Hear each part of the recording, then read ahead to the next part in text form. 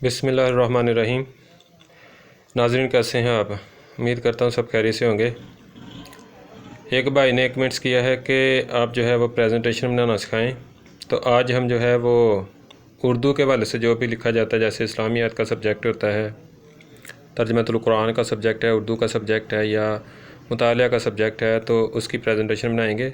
सबसे पहले आपके पास जितने भी पेज होते हैं उनके जो बॉर्डर लगे होते हैं साइडों पे, कुछ के होते हैं कुछ के नहीं होते। अगर होते भी हैं तब भी या नहीं होते तब भी, तो आपने 605 वाली मार्कर लेके उसके साथ उसको छोटा सा एक कट लगा लेना ब्लेड की मदद से। घर में ये आप बना सकते हैं, बहुत इजी है। ये देखें, इस तरह छोटा सा कट लगा के एक साइड चौड़ी और दूसरी ब्रीक, और फिर जो है दोनों साइडों पे जितनी भी आपको आंसर शीट मिलेंगी सब पे आपने बॉर्डर लगा देने हैं। बॉर्डर लगाते हुए जिस चीज़ का आपने ख्याल रखना है वो ये है कि ये देखें, ये जो मार्कर है आपको एक साइड चौड़ी नज़र आएगी, एक आपको ब्रीक साइड नज़र आएगी जिस पे आपने कट लगाया होगा। तो आपने जैसे हम इंग्लिश में लिखते हैं वैसे आपने चौड़ी वाली साइड से पकड़ के इसको पूरा आपने कट लगाना है और फिर आपने बॉर्डर लगा देने हैं।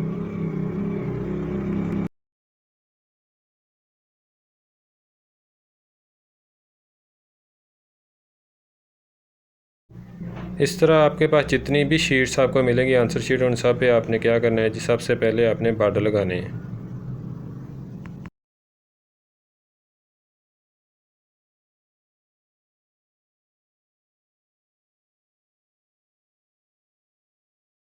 अब फ़र्ज़ करें कि आप जो है अपना सवाल नंबर लिख रहे हैं, कोई भी हो सकता है, चाहे मुख्तसर हो या लॉन्ग हो आपके सवाल।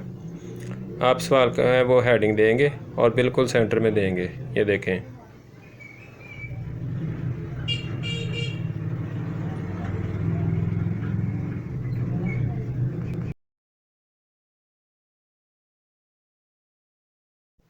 हेडिंग लगाने के बाद आप मार्कर या पेन की मदद से साइडों पे एक ब्रैकेट बनाएंगे।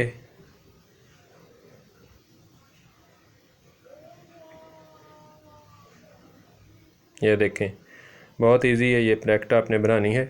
उसके बाद आप जो है ये 3 सर्कल, फिर 2 और फिर 1 सर्कल, इसी तरह दूसरी साइड पे भी 3 सर्कल, 2 और 1 सर्कल लगा के फिर आप स्केल की मदद से दोनों साइडों पे कट मार्कर से छोटी छोटी एक लाइन लगाएंगे सेंटर से।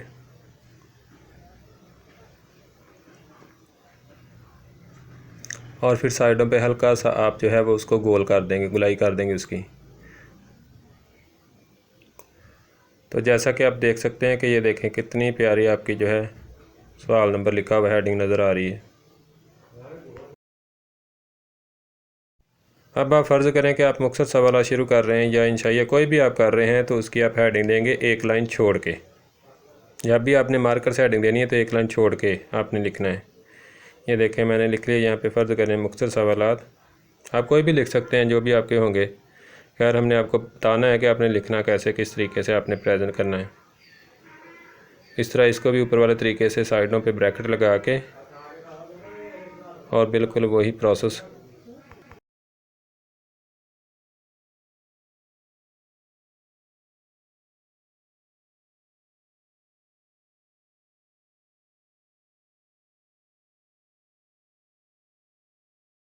तो ये देखें आप बिल्कुल वैसे ही जैसे हमने ऊपर किया, मार्कर से फिर साइडों पे लाइन लगा के, और इसका आप डिज़ाइन चेंज भी कर सकते हैं अगर आप चाहें तो। ये देखें 3-3 आप लाइनें लगा के दरमियान वाली बड़ी और साइडों वाली दोनों छोटी लाइन लगा के, और इसी तरह बिल्कुल सेम वैसे जैसे आपने पहले में किया था तो वैसे आप बना देंगे। फिर उसके बाद आप सवाल का कोई भी आप नंबर मुख्तसर सवाल के लिख रहे हैं, जैसे 1 2 3, तो आपने वो कैसे लिखना है, एक लाइन छोड़ के आपने जो है वो उसको लिखना है। मार्कर के साथ हेडिंग देनी जैसे हम इंग्लिश में लिखते हैं वैसे ही। कुछ में अलिफ वगैरह बे वगैरह ये भी होते हैं तो आप वैसे भी लिख सकते हैं। इस तरह आप देखें ये भी सेम वही प्रोसेस।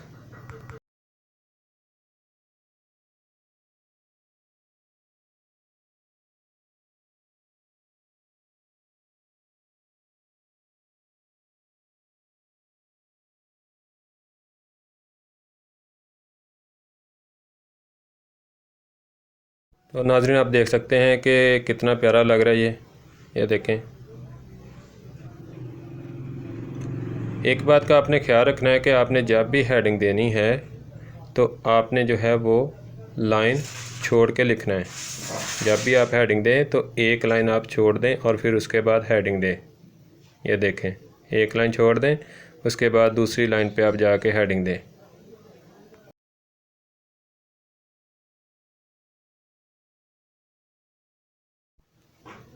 उसके बाद फ़र्ज़ करें मैं एक स्टेटमेंट लिखता हूँ, यानी आपकी अगर कोई हेडिंग वगैरह है तो राइट साइड पे हेडिंग दे ले।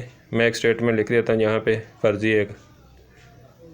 तो इस तरह आप जो है पेन की मदद से खूबसूरत तरीके से इसको लिखेंगे और कोशिश करनी है आपने कि ये जो है आपका बॉर्डर जो है वो साइडों से जब आप लिखें पेन से तो वो उसके साथ टच ना हो। मेरा थोड़ा सा टच हो गया, लेकिन आप इस बात का ख्याल रखिएगा, ठीक है। आपने जब भी ये लिखना है तो पेन की मदद से तो आपका बॉर्डर के साथ जो है वो लिखाई जो है वो आपकी टच नहीं होनी चाहिए।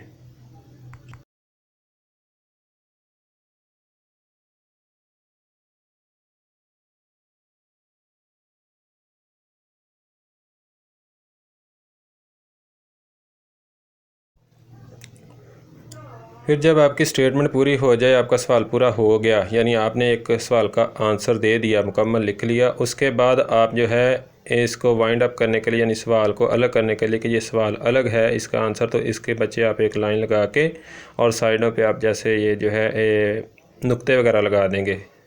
यहाँ पे आप कई तरह से डिज़ाइन बना सकते हैं, मैंने आपको एक यानी डेमो दे दिया है, और भी तरीक़ों से बन सकते हैं। इस तरह देखें, हम जो है नेक्स्ट क्वेश्चन जब लिखेंगे तो उसका आपने ख्याल रखना है कि आपने एक लाइन छोड़नी है। मैंने आपको पहले बता दिया, जब भी आपने हेडिंग देनी है तो एक लाइन छोड़ते जाना, ताकि अलग पता चले कि ये अलग सवाल है, ये अलग सवाल है।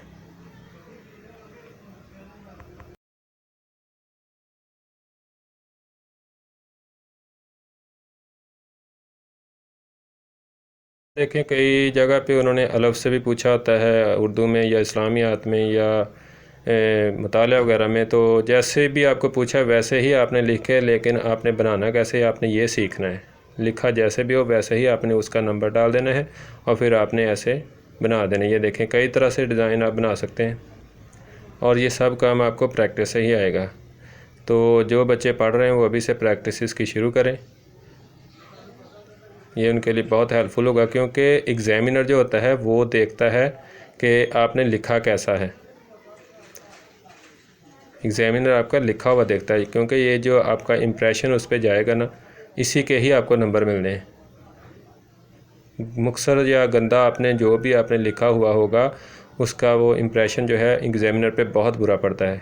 इसलिए साफ़ सुथरा लिखा करें ताकि एग्ज़ामिनर जो है आपको देखते ही अच्छी खासे नंबर दे दे। पहला इंप्रेशन उस पर अच्छा जाएगा तो वो ऑटोमेटिकली आपको जो है अच्छे मार्क्स देगा जी।